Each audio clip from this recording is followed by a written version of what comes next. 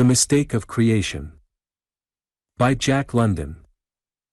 Whoa! Smoke yelled at the dogs, throwing his weight back on the G-pole to bring the sled to a halt. What's eatin' you now? Shorty complained. They ain't no water under that footing. No, but look at that trail cutting out to the right, Smoke answered. I thought nobody was wintering in this section. The dogs, on the moment they stopped, dropped in the snow and began biting out the particles of ice from between their toes. This ice had been water 5 minutes before. The animals had broken through a skein of ice, snow-powdered, which had hidden the spring water that oozed out of the bank and pooled on top of the 3-foot winter crust of Nordbeska River. First I heard of anybody up the Nordbeska, Shorty said, staring at the all but obliterated track covered by 2 feet of snow, that left the bed of the river at right angles and entered the mouth of a small stream flowing from the left. Meb their hunters and pulled their freight long ago. Smoke, scooping the light snow away with mittened hands, paused to consider, scooped again, and again paused. No, he decided. There's been travel both ways, but the last travel was up that creek. Whoever they are, they're there now certain. There's been no travel for weeks. Now what's been keeping them there all the time? That's what I want to know. And what I want to know is where we're going to camp tonight, Shorty said, staring disconsolately at the skyline in the southwest, where the mid-afternoon twilight was darkening into night. Let's follow the track up the creek, was Smoke's suggestion. There's plenty of dead timber. We can camp any time. Sure, we can camp any time, but we got to travel most of the time if we ain't goin' to starve, and we got to travel in the right direction. We're going to find something up that creek, Smoke went on. But look at the grub. Look at them dogs. Shorty cried. Look at oh, hell, all right. You will have your will. It won't make the trip a day longer, Smoke urged. Possibly no more than a mile longer. Men has died for as little as a mile, Shorty retorted, shaking his head with lugubrious resignation. Come on for trouble. Get up, you poor sorefoots, you get up. Haw. You bright. Haw. The lead dog obeyed, and the whole team strained weakly into the soft snow. Whoa! Shorty yelled. It's pack trail. Smoke pulled his snowshoes from under the sled lashings, bound them to his moccasined feet, and went to the fore to press and pack the light surface for the dogs. It was heavy work. Dogs and men had been for days on short rations, and few and limited were the reserves of energy they could call upon. Though they followed the creek bed, so pronounced was its fall that they toiled on a stiff and unrelenting upgrade. The high rocky walls quickly drew near together, so that their way led up the bottom of a narrow gorge. The long lingering twilight, blocked by the high mountains, was no more than semi-darkness. It's a trap, Shorty said. The whole look of it is rotten. It's a hole in the ground. It's the stamping ground of trouble. Smoke made no reply, and for half an hour they toiled on in silence, a silence that was again broken by Shorty. She's a workin', he grumbled. She's sure a workin', and I'll tell you if you're minded to hear and listen. Go on, Smoke answered. Well, she tells me, plain and simple, that we ain't never goin' to get out of this hole in the ground in days and days. We're goin' to find trouble and be stuck in here a long time and then some. Does she say anything about grub? Smoke queried unsympathetically. For we haven't grub for days and days and days and then some. Nope. Nary whisper about grub. I guess we'll manage to make out. But I tell you one thing, Smoke, straight and flat. I'll eat any dog in the team except in Bright. I got to draw the line on Bright. I just couldn't scoff him. Cheer up, Smoke girded. My hunch is working overtime. She tells me there'll be no dogs eaten, and, whether it's moose or caribou or quail on toast, we'll all fatten up. Shorty snorted his unutterable disgust, and silence obtained for another quarter of an hour. "There's the beginning of your trouble," Smoke said, halting on his snowshoes and staring at an object that lay on one side of the old trail. Shorty left the gee-pole and joined him, and together they gazed down on the body of a man beside the trail. "Well fed," said Smoke. "Look at them lips," said Shorty. "Stiff as a poker," said Smoke, lifting an arm that, without moving, moved the whole body. "Pick em up and drop em and he'd break to pieces," was Shorty's comment. The man lay on his side, solidly frozen. From the fact that no snow powdered him, it was patent that he had lain there but a short time. "There was a general fall of snow 3 days back," said Shorty. Smoke nodded, bending over the corpse, twisting it half up to face them, and pointing to a bullet wound in the temple. He glanced to the side and tilted his head at a revolver that lay on top of the snow. 100 yards farther on they came upon a second body that lay face downward in the trail. "Two things are pretty clear," Smoke said. "They're fat.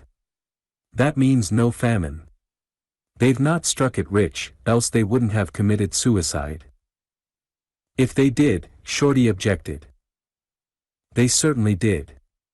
There are no tracks besides their own, and each is powder-burned." Smoke dragged the corpse to one side and with the toe of his moccasin nosed a revolver out of the snow into which it had been pressed by the body. "That's what did the work. I told you we'd find something. From the looks of it we ain't started yet. Now what did two fat geezers want to kill theirselves for?" "When we find that out we'll have found the rest of your trouble," Smoke answered. "Come on. It's blowing dark." Quite dark it was when Smoke's snowshoe tripped him over a body. He fell across a sled, on which lay another body. And when he had dug the snow out of his neck and struck a match, he and Shorty glimpsed a third body, wrapped in blankets, lying beside a partially dug grave. Also, ere the match flickered out, they caught sight of half a dozen additional graves. "Brrr," Shorty shivered. "Suicide camp. All fed up. I reckon they're all dead." "No peep at that." Smoke was looking farther along at a dim glimmer of light. "And there's another light and a third one there. Come on. Let's hike." No more corpses delayed them, and in several minutes, over a hard-packed trail, they were in the camp. "It's a city," Shorty whispered. "There must be 20 cabins. And not a dog. Ain't that funny?" "And that explains it," Smoke whispered back excitedly. "It's the Laura Sibley outfit. Don't you remember? Came up the Yukon last fall on the Port Townsend No. 6. Went right by Dawson without stopping. The steamer must have landed them at the mouth of the creek." "Sure. I remember. They was Mormons. No vegetarians." Smoke grinned in the darkness. "They won't eat meat and they won't work dogs. It's all the same. I knowed there was something funny about em. Had the all-wise steer to the yellow. That Laura Sibley was goin' to take em right to the spot where they'd all be millionaires." "Yes, she was their seeress, had visions and that sort of stuff. I thought they went up the Nordenskjold." "Ha! Listen to that." Shorty's hand in the darkness went out warningly to Smoke's chest, and together they listened to a groan, deep and long-drawn, that came from one of the cabins. Ere it could die away it was taken up by another cabin, and another, a vast suspiration of human misery. The effect was monstrous and nightmarish. "Brrr," Shorty shivered. "It's gettin' me goin'. Let's break in and find what's eatin' em." Smoke knocked at a lighted cabin, and was followed in by Shorty in answer to the "come in" of the voice they heard groaning. It was a simple log cabin, the walls moss-chinked, the earth floor covered with sawdust and shavings. The light was a kerosene lamp, and they could make out 4 bunks, 3 of which were occupied by men who ceased from groaning in order to stare. "What's the matter?" Smoke demanded of one whose blankets could not hide his broad shoulders and massively muscled body, whose eyes were pain-racked and whose cheeks were hollow. Smallpox. What is it? In reply, the man pointed at his mouth, spreading black and swollen lips in the effort, and Smoke recoiled at the sight. Scurvy, he muttered to Shorty, and the man confirmed the diagnosis with a nod of the head. Plenty of grub? Shorty asked. Yep, was the answer from a man in another bunk. Help yourself. There's slathers of it. The cabin next on the other side is empty. Cash is right alongside. Wade into it. In every cabin they visited that night they found a similar situation. Scurvy had smitten the whole camp. A dozen women were in the party, though the 2 men did not see all of them. Originally there had been 93 men and women.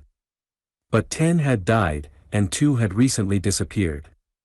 Smoke told of finding the 2, and expressed surprise that none had gone that short distance down the trail to find out for themselves. What particularly struck him and Shorty was the helplessness of these people. Their cabins were littered and dirty. The dishes stood unwashed on the rough plank tables. There was no mutual aid. A cabin's troubles were its own troubles, and already they had ceased from the exertion of burying their dead. It's almost weird, Smoke confided to Shorty. I've met shirkers and loafers, but I never met so many all at one time. You heard what they said. They've never done a tap. I'll bet they haven't washed their own faces. No wonder they got scurvy. But vegetarians hadn't ought to get scurvy, Shorty contended. It's the salt meat eaters that's supposed to fall for it. And they don't eat meat, salt or fresh, raw or cooked, or any other way. Smoke shook his head. I know. And it's vegetable diet that cures scurvy. No drugs will do it. Vegetables, especially potatoes, are the only dope. But don't forget one thing, Shorty, we are not up against a theory but a condition. The fact is these grass eaters have all got scurvy. Must be contagious. No, that the doctors do know. Scurvy is not a germ disease. It can't be caught. It's generated. As near as I can get it, it's due to an impoverished condition of the blood. Its cause is not something they've got, but something they haven't got. A man gets scurvy for lack of certain chemicals in his blood, and those chemicals don't come out of powders and bottles, but do come out of vegetables. And these people eats nothing but grass, Shorty groaned. And they've got it up to their ears. That proves you're all wrong, Smoke. You're spieling a theory, but this condition sure knocks the spots out of your theory. Scurvy's catchin', and that's why they've all got it, and rotten bad at that. You and me'll get it too, if we hang around this diggin'. Brr, I can feel the bugs crawlin' into my system right now. Smoke laughed skeptically, and knocked on a cabin door. I suppose we'll find the same old thing, he said.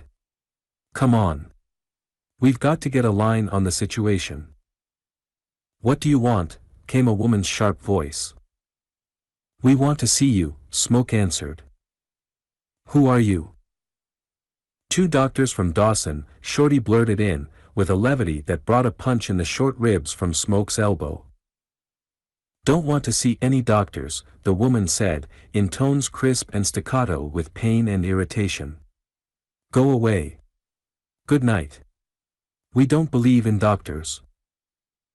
Smoke pulled the latch, shoved the door open, and entered, turning up the low-flamed kerosene lamp so that he could see. In 4 bunks 4 women ceased from groaning and sighing to stare at the intruders. 2 were young, thin-faced creatures, the 3rd was an elderly and very stout woman, and the 4th, the one whom Smoke identified by her voice, was the thinnest, frieliest specimen of the human race he had ever seen. As he quickly learned, she was Laura Sibley, the seeress and professional clairvoyant who had organized the expedition in Los Angeles and led it to this death camp on the Nordbeska. The conversation that ensued was acrimonious. Laura Sibley did not believe in doctors. Also, to add to her purgatory, she had well nigh ceased to believe in herself. "Why didn't you send out for help?" Smoke asked, when she paused, breathless and exhausted, from her initial tirade. "There's a camp at Stewart River, and 18 days' travel would fetch Dawson from here."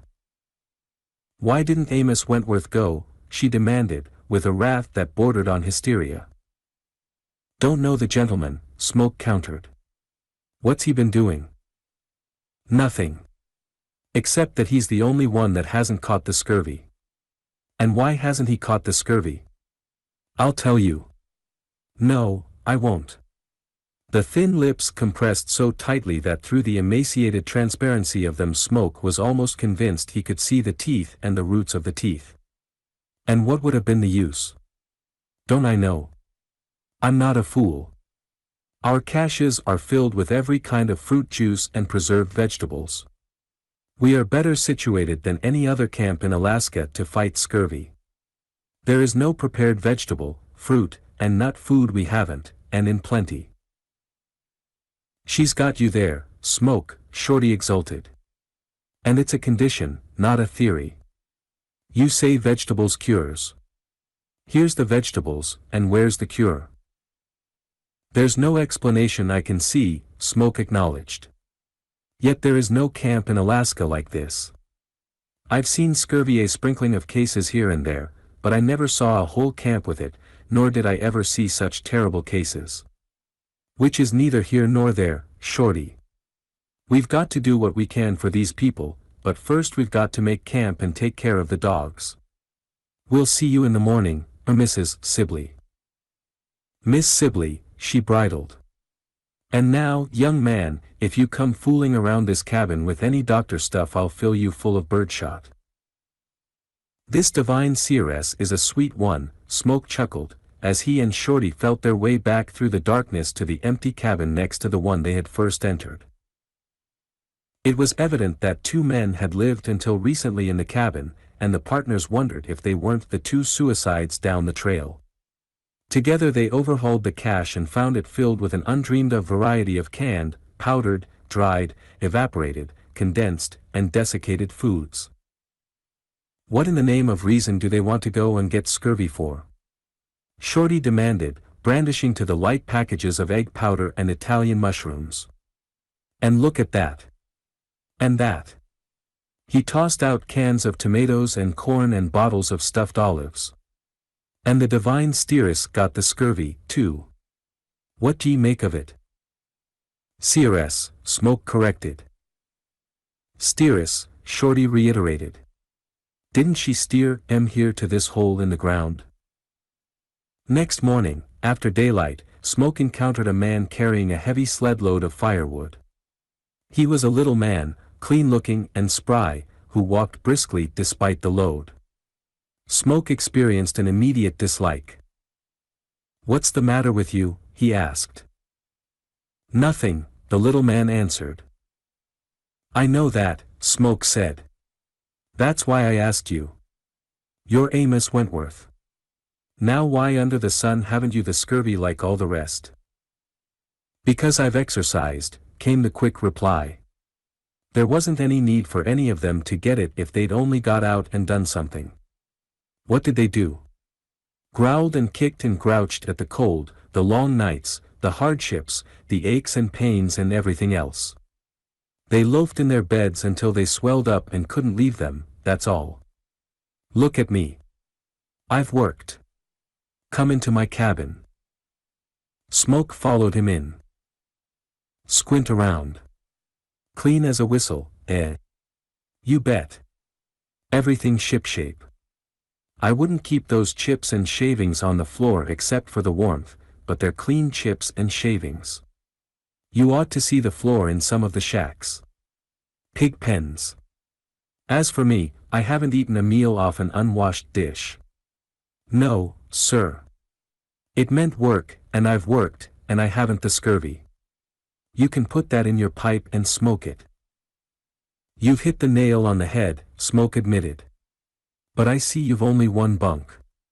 Why so unsociable?" "Because I like to be. It's easier to clean up for one than two, that's why. The lazy blanket loafers. Do you think that I could have stood one around? No wonder they got scurvy. It was very convincing, but Smoke could not rid himself of his dislike of the man. What's Laura Sibley got it in for you for? He asked abruptly. Amos Wentworth shot a quick look at him. She's a crank, was the reply. So are we all cranks, for that matter.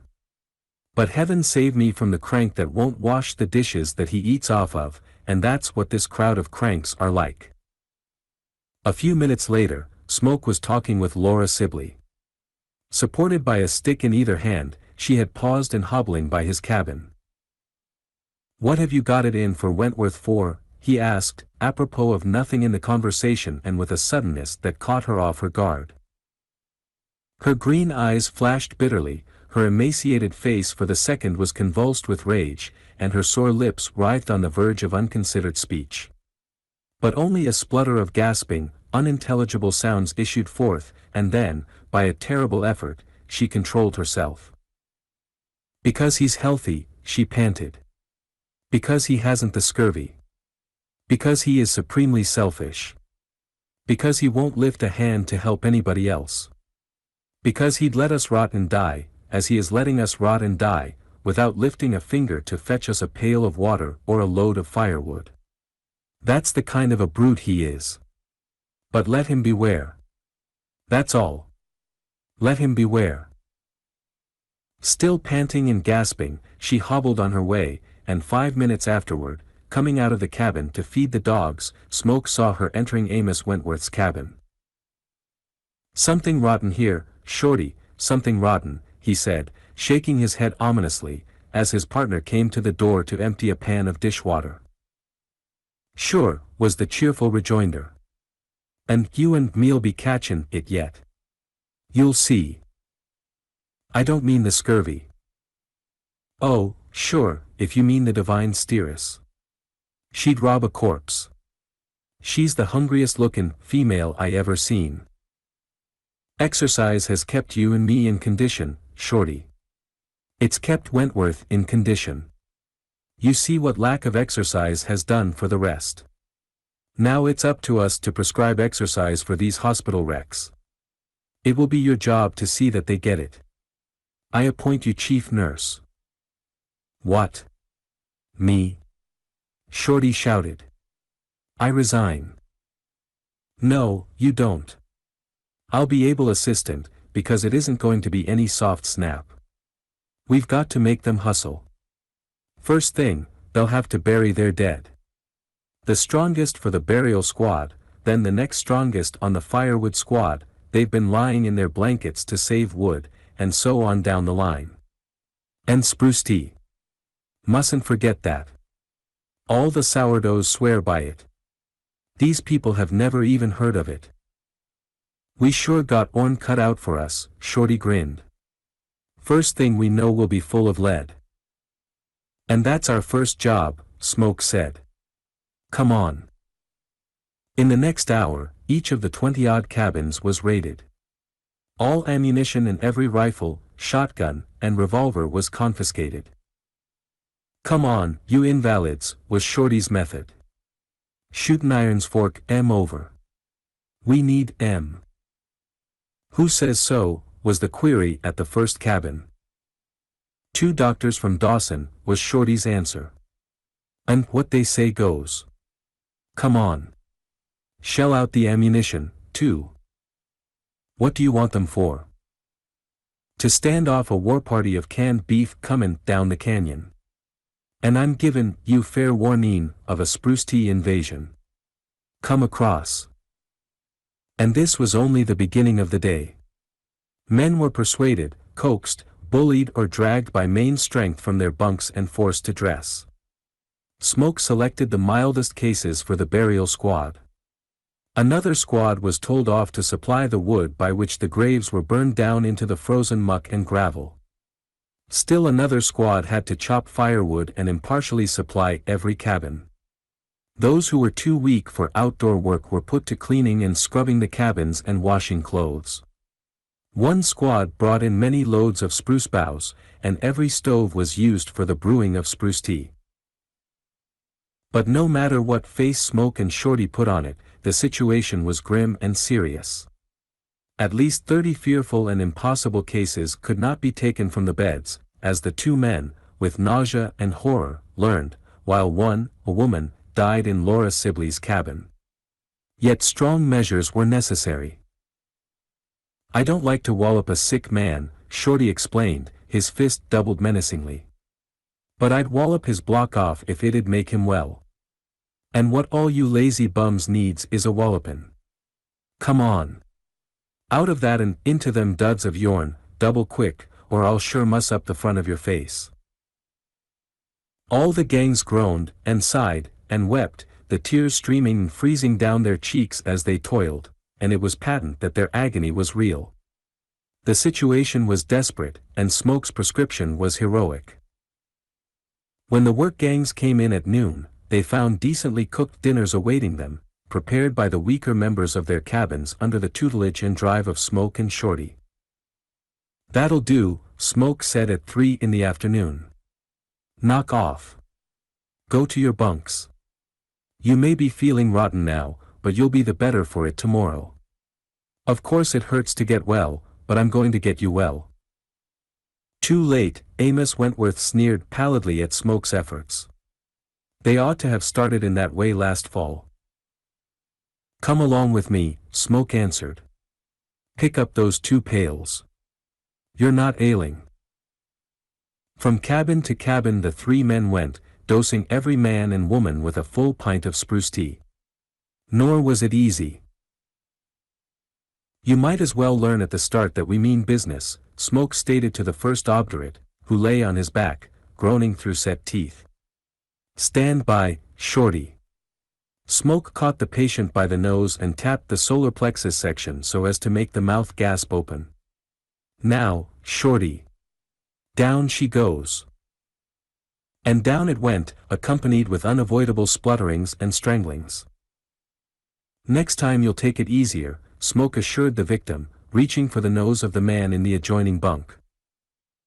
"I'd sooner take castor oil," was Shorty's private confidence, ere he downed his own portion.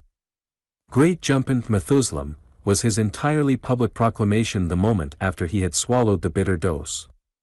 "It's a pint long, but hogshead strong. We're covering this spruce tea route 4 times a day, and there are 80 of you to be dosed each time," Smoke informed Laura Sibley. "So we've no time to fool. Will you take it or must I hold your nose?" His thumb and forefinger hovered eloquently above her. "It's vegetable, so you needn't have any qualms." "Qualms?" Shorty snorted. "No, sure, certainly not. It's the deliciousest dope." Laura Sibley hesitated. She gulped her apprehension. "Well?" Smoke demanded peremptorily. "I'll take it," she quavered. "Hurry up." That night, exhausted as by no hard day of trail, Smoke and Shorty crawled into their blankets. "I'm fairly sick with it," Smoke confessed. "The way they suffer is awful.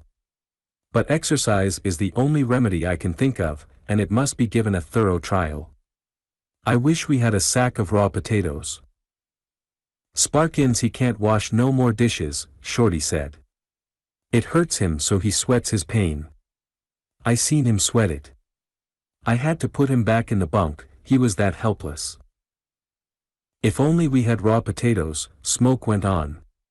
"The vital, essential something is missing from that prepared stuff. The life has been evaporated out of it. And, if that young fellow Jones in the Brownlow cabin don't croak before morning I miss my guess." "For heaven's sake be cheerful," Smoke chided. "We got to bury him, ain't we?" came the indignant snort. "I tell you that boy's something awful." "Shut up," Smoke said. And after several more indignant snorts, the heavy breathing of sleep arose from Shorty's bunk. In the morning, not only was Jones dead, but one of the stronger men who had worked on the firewood squad was found to have hanged himself. A nightmare procession of days set in. For a week, steeling himself to the task, Smoke enforced the exercise and the spruce tea. And one by one, and in twos and threes, he was compelled to knock off the workers. As he was learning, exercise was the last thing in the world for scurvy patients. The diminishing burial squad was kept steadily at work, and a surplus half-dozen graves were always burned down and waiting. You couldn't have selected a worse place for a camp, Smoke told Laura Sibley. Look at it at the bottom of a narrow gorge, running east and west. The noon sun doesn't rise above the top of the wall. You can't have had sunlight for several months. But how was I to know? He shrugged his shoulders. I don't see why not, if you could lead 100 fools to a gold mine. She glared malevolently at him and hobbled on. Several minutes afterward, coming back from a trip to where a squad of groaning patients was gathering spruce boughs, Smoke saw the seeress entering Amos Wentworth's cabin and followed after her. At the door he could hear her voice, whimpering and pleading. Just for me, she was begging, as Smoke entered. I won't tell a soul. Both glanced guiltily at the intruder, and Smoke was certain that he was on the edge of something, he knew not what, and he cursed himself for not having eavesdropped. Out with it, he commanded harshly. What is it? What is what? Amos Wentworth asked sullenly. And Smoke could not name what was what. Grimmer and grimmer grew the situation. In that dark hole of a canyon, where sunlight never penetrated, the horrible death list mounted up. Each day, in apprehension, Smoke and Shorty examined each other's mouths for the whitening of the gums and mucous membranes, the invariable first symptom of the disease. I've quit, Shorty announced one evening. I've been thinkin' it over, and I quit. I can make a go at slave drivin', but cripple drivin's too much for my stomach. They go from bad to worse. They ain't 20 men I can drive to work. I told Jackson this afternoon he could take to his bunk. He was gettin' ready to suicide. I could see it stickin' out all over him. Exercise ain't no good. I've made up my mind to the same thing, Smoke answered. We'll knock off all but about a dozen. They'll have to lend a hand. We can relay them. And we'll keep up the spruce tea. It ain't no good. I'm about ready to agree with that, too, but at any rate it doesn't hurt them. Another suicide, was Shorty's news the following morning. That Phillips is the one. I seen it comin' for days. We're up against the real thing, Smoke groaned. What would you suggest, Shorty? Who? Me? I ain't got no suggestions. The thing's got to run its course. But that means they'll all die, Smoke protested. Except Wentworth, Shorty snarled, for he had quickly come to share his partner's dislike for that individual. The everlasting miracle of Wentworth's immunity perplexed Smoke. Why should he alone not have developed scurvy? Why did Laura Sibley hate him, and at the same time whine and snivel and beg from him? What was it she begged from him and that he would not give? On several occasions Smoke made it a point to drop into Wentworth's cabin at mealtime. But one thing did he note that was suspicious, and that was Wentworth's suspicion of him. Next he tried sounding out Laura Sibley. Raw potatoes would cure everybody here, he remarked to the seeress. I know it. I've seen it work before. The flare of conviction in her eyes, followed by bitterness and hatred, told him the scent was warm. Why didn't you bring in a supply of fresh potatoes on the steamer? He asked. We did. But coming up the river we sold them all out at a bargain at Fort Yukon. We had plenty of the evaporated kinds, and we knew they'd keep better. They wouldn't even freeze. Smoke groaned. And you sold them all? He asked. Yes.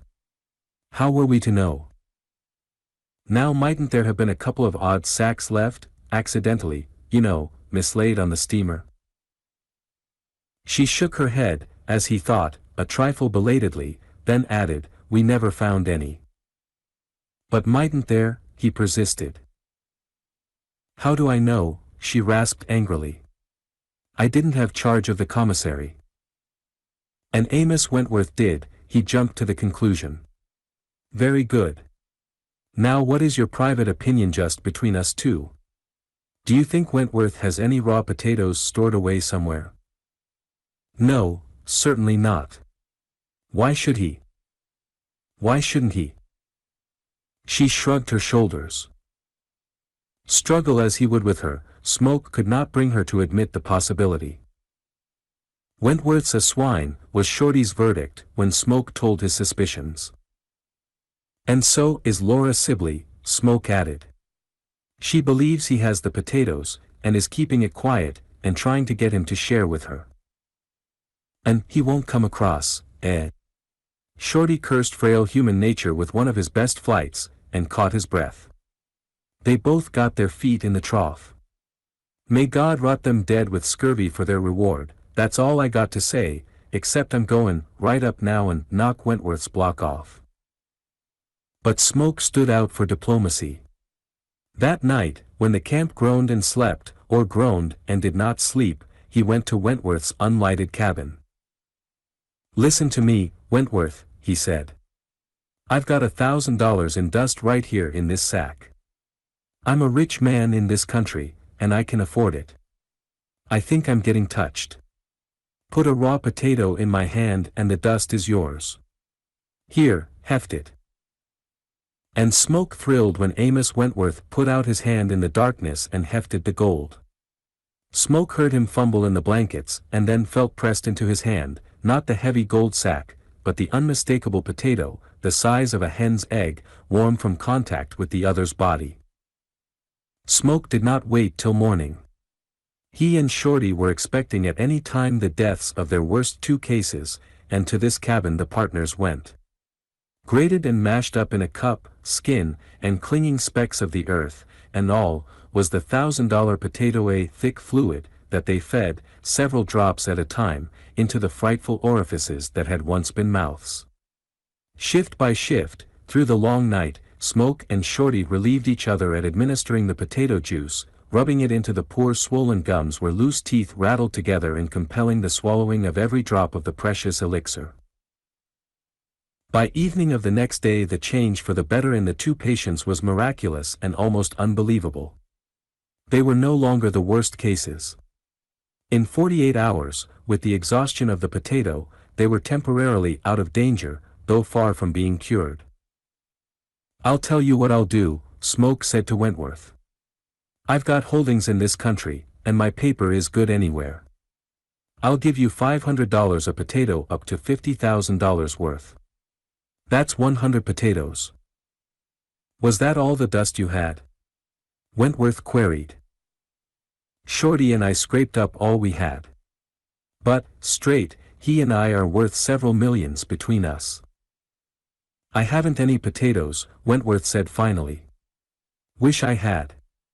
That potato I gave you was the only one. I'd been saving it all the winter for fear I'd get the scurvy. I only sold it so as to be able to buy a passage out of the country when the river opens." Despite the cessation of potato juice, the two treated cases continued to improve through the third day. The untreated cases went from bad to worse. On the fourth morning, 3 horrible corpses were buried. Shorty went through the ordeal, then turned to Smoke. "You've tried your way. Now it's me for mine." He headed straight for Wentworth's cabin. What occurred there, Shorty never told. He emerged with knuckles skinned and bruised, and not only did Wentworth's face bear all the marks of a bad beating, but for a long time he carried his head, twisted and sidling, on a stiff neck. This phenomenon was accounted for by a row of 4 finger marks, black and blue, on one side of the windpipe and by a single black and blue mark on the other side. Next, Smoke and Shorty together invaded Wentworth's cabin, throwing him out in the snow while they turned the interior upside down.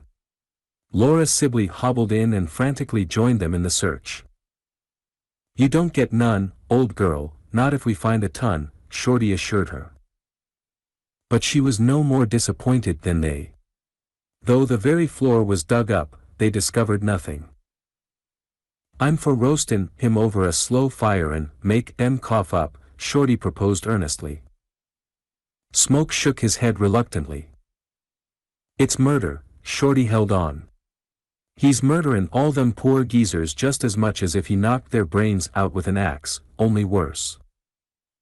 Another day passed, during which they kept a steady watch on Wentworth's movements. Several times, when he started out, water bucket in hand, for the creek, they casually approached the cabin, and each time he hurried back without the water. "They're cached right there in his cabin," Shorty said. "As sure as God made little apples, they are." "But where? We sure overhauled it plenty." He stood up and pulled on his mittens. "I'm goin' to find 'em, if I have to pull the blame shack down a log at a time." He glanced at Smoke, who, with an intent, absent face, had not heard him. "What's eatin' you?" Shorty demanded wrathfully. "Don't tell me you've gone and got the scurvy." "Just trying to remember something, Shorty." "What?" "I don't know. That's the trouble. But it has a bearing, if only I could remember it." "Now you look here, Smoke, don't you go and get bug house," Shorty pleaded. "Think of me. Let your think slats rip. Come on and help me pull that shack down. I'd set her afire, if it wa'n't for roastin' them spuds."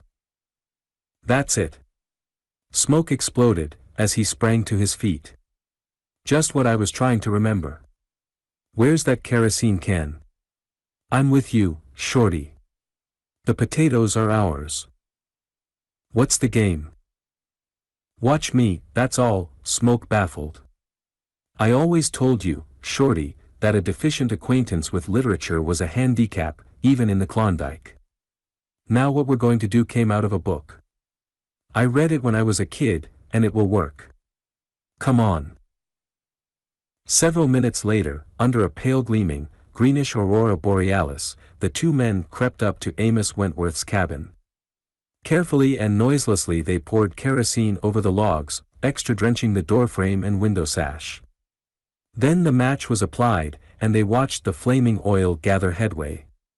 They drew back beyond the growing light and waited. They saw Wentworth rush out, stare wildly at the conflagration, and plunge back into the cabin. Scarcely a minute elapsed when he emerged, this time slowly, half doubled over, his shoulders burdened by a sack heavy and unmistakable. Smoke and Shorty sprang at him like a pair of famished wolves. They hit him right and left, at the same instant. He crumpled down under the weight of the sack, which Smoke pressed over with his hands to make sure.